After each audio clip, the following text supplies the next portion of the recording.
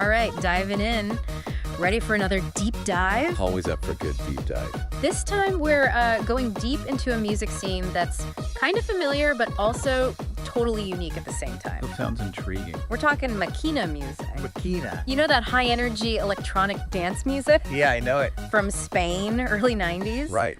But here's the twist. This episode, we're not focusing on Spain. Oh, okay. We're going north, northeast England, Interesting. where Makina, well, found a second home, became a big part of the local culture there. I see. We've got articles, interviews, even a documentary we're looking at. Wow, a whole mix of sources. So get ready, because we're going to explore a scene that thrived even without much attention. See how it became the soundtrack for a whole generation. It's fascinating how music can travel and transform, you know? Yeah. We tend to think of genres staying put, but Makina took this unexpected trip across Europe, landed right in the heart of these working class communities in the Northeast. And it wasn't just a passing thing. From what I've read, it seems like Makina really became a part of people's lives, you know, part of who they were. So picture this, Spain, early 90s, you've got this boom, this explosion of fast tempos, heavy bass lines, and these almost euphoric melodies. Okay, I can hear it. That's Makina, raw, original, but then it crosses borders, lands in a place like Sunderland, and it doesn't just get copied, it evolves. How did that happen? Well, the sources point to a few key things. First, you've got clubs, specific clubs like the New Monkey in Sunderland. They became like centers for the scene. The New Monkey, okay. And then promoters, people like Monta Musica, they were crucial too. Right, organizing events, bringing people together. Exactly. But what really pushed Makina's growth was the DIY spirit. DIY. Yeah. Local producers started experimenting with the sound, DJs were spinning those tracks, and then you have the MCs. They added this whole other energy, this storytelling element. It became this homegrown thing, built from the ground up by people who loved it. It sounds like Makina found fertile ground in the Northeast because it connected with people's lives, you know? Their values, their experiences. The sources talk a lot about this sense of community, the escape from struggles, expressing raw emotion through the music. Yeah, definitely. And it makes me think of MC Rockeye's words from that Boiler Room documentary. Unless you've been to a rave, you can't explain it. You can get a serious professional solicitor, you can get a soldier, you can get someone who's perhaps a single parent, but while you are all together in that place, you're all the same. That's a powerful quote. It gets right to the heart of what Makina offered. It was more than music. It was a shared experience, a space where those social lines kind of faded away and everyone connected through the energy of the music and the sense of belonging. Yeah. And that was especially important in the Northeast, an area that faced its share of economic hardship and social challenges. The New Monkey, it feels like this club's practically a character in this whole story. It is. It wasn't just a place, it was like the heart and soul of the scene for so many people. Totally. The New Monkey became a symbol of that era, a place to let loose, connect with others, experience that raw Makina energy up close. Even though it closed back in 2006, you can still feel its influence. There's even a documentary, The Two Monkeys, that digs into its story and impact. But with all the positive stuff, the articles mention some controversy around the New Monkey too. Yeah. Drug use, antisocial behavior, even a police raid, which led to it closing. Right. It makes me wonder, was this just the unavoidable dark side of any underground movement? Or were there deeper things going on, socially? It's complicated, that's for sure. While the sources acknowledge the problems, they also say we shouldn't overgeneralize. Like any subculture, the Makina scene had its challenges. But it's crucial to remember that it also offered a positive outlet for so many, a sense of purpose, a community they might not have found elsewhere. Let's get back into the music for a bit. One thing that really jumps out is the MC in Northeast Makina. Oh, absolutely. It's not just someone hyping the crowd, it's like its own art form. It is, yeah. The MC is vital to the whole experience. What's interesting is how Northeast Makina developed this unique style of MCing. Raw, honest, almost like spoken word poetry over these intense beats. And the lyrics often went deep into personal stories, social issues, what life was really like in the Northeast. There's this line in an article from Fact Mag that says, Makina MCs were just talking about our lives. It had this gritty realism, Yeah. Reminded me of grime music popping up in London around the same time. Interesting connection. It's like these two separate scenes were tapping into this similar energy, giving a voice to a generation that felt unheard. I see what you mean. It highlights how music can be a bridge, connecting people across places and cultures. Grime and Makina might sound different, but they share this thread of social commentary, personal expression, reflecting the realities of their community, struggles, triumphs, daily life, And that personal touch really comes through in MC Stretch's story. Oh, yeah. The article mentions he wrote, "I've got this feeling to cope with his mother being terminally ill." It wasn't just therapy for him, it resonated with so many others in the scene who'd been through similar things. That's the power of music, right? Yeah. Finding comfort, sharing emotions, feeling connected in tough times. So we have this scene, this super energetic music, a passionate community. But when you look at how the media covered it, it's like Makina was almost invisible for a long time. Why do you think that is? That's a question with a lot of answers. One thing is that Makina, especially in the Northeast, was a grassroots movement. Okay. It grew naturally in specific communities. No big record labels, no mainstream media pushing it. And there's this recurring idea in the articles Makina is described as underground, never going to be commercial. Almost like there was a sense of pride in staying true to its roots, even if it meant not being as widely known. The double-edged sword. But wouldn't more exposure have helped the scene grow? Is there a downside to staying underground? It's an interesting point. On one hand, that lack of exposure let Makina develop authentically, without being watered down or taken over by commercial interests. Right. It remained a pure expression of the community that made it. But on the other hand, yeah, it did limit its reach. Like how that Vice article called Makina, the sound of the working class Northeast, it captures something real, but maybe simplifies a complex and dynamic scene a bit too much. Exactly. And that's why deep dives like this are important. We can go past those surface level descriptions and get into the nuances, the different views, the complexity that makes this scene so interesting. Well, I'm hooked, that's for sure. We've covered a lot, but it feels like we're just scratching the surface of Makina. Let's take a moment to gather our thoughts, and then we'll dive even deeper into this world of pounding beats and personal stories. It's amazing how you can get caught up in a topic and time just disappears. I know, right? And with Makina, there's just so much to explore.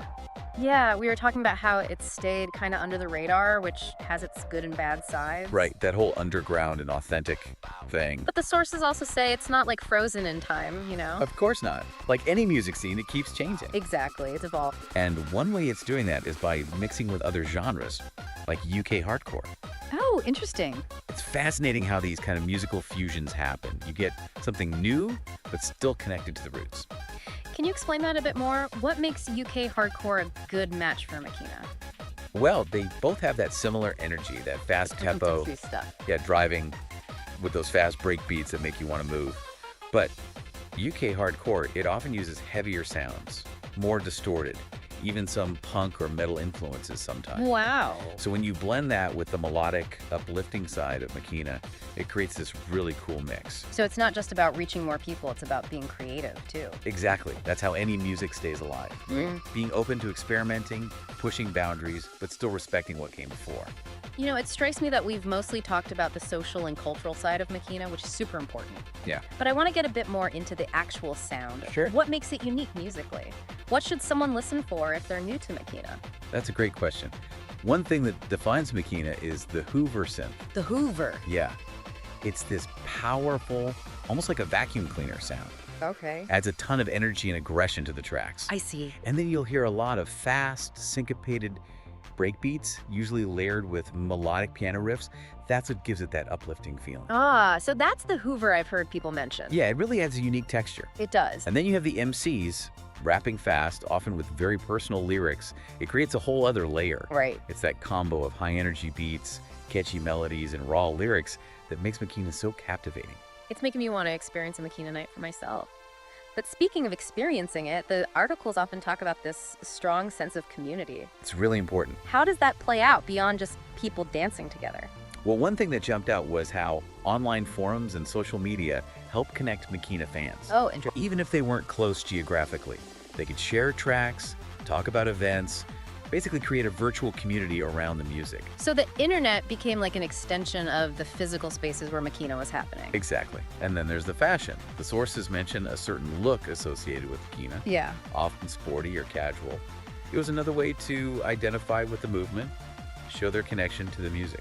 It's fascinating how those small things like clothes or online interactions can build a sense of belonging. It's all part of building a subculture, a world within a world. Yeah. And it goes beyond the music. It's about the values, the rituals, the shared experiences that bring people together. We've talked a lot about the New Monkey, but the sources mention other places and promoters like Monta Music. Yeah, Monte Music was huge. They were important in shaping the scene, right? Absolutely. And they're still a driving force today. Really? They organize events, promote new artists, keeping the spirit of Makina going strong.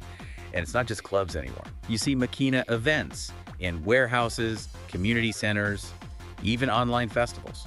So even though the New Monkey closed, the scene found ways to keep going. Exactly. It shows how resilient and creative the community is. Yeah. They're not letting physical spaces define or limit them. They're always finding new ways to connect and share the music. So we're getting close to the end of our deep dive. Time flies. Before we wrap up, I'd love to hear your thoughts on the future of Makina. Looking ahead. Yeah. Where do you think this scene is going in the years to come? That's a tough one. Only time will tell for sure. Right. But from what we've learned, I'd say the future of Makina is cautiously optimistic. There are definitely challenges, Of course. but there's also this strong community, a real dedication to keeping the music alive. The sources talk about under 18 events and platforms like YouTube as ways to reach a new generation of fans. Yeah, they're important. Do you think that's sustainable? I think it has potential. Reaching younger audiences using online platforms, that could help the scene grow and last. It's about adapting, right? Exactly. Adapting to the changing world, while staying true to what Makina is all about. It reminds us that music can connect generations, bridge gaps, create lasting bonds. Absolutely. Let's take a moment to reflect, and when we come back, we'll bring this deep dive to a close with some final thoughts on this amazing music scene. And we're back.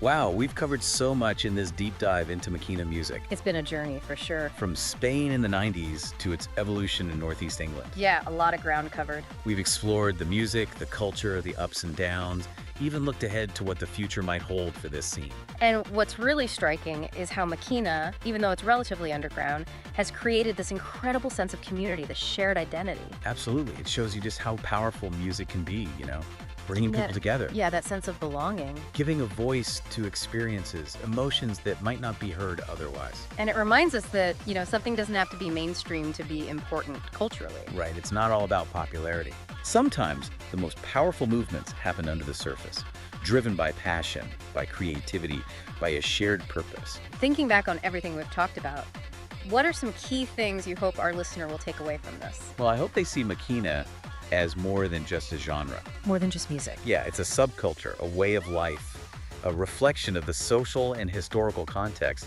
of Northeast England.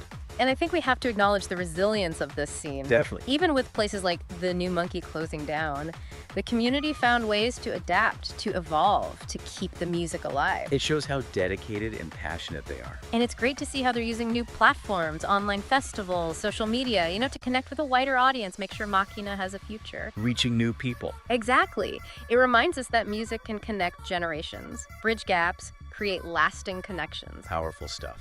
So, to everyone listening, if you're curious, if you're intrigued by what you heard today, I encourage you to take that next step. Explore it. Find some Makina tracks online, maybe check out artists like MC Stretch, MC Rockeye, or DJ Matrix. Look into the documentaries and articles we've mentioned.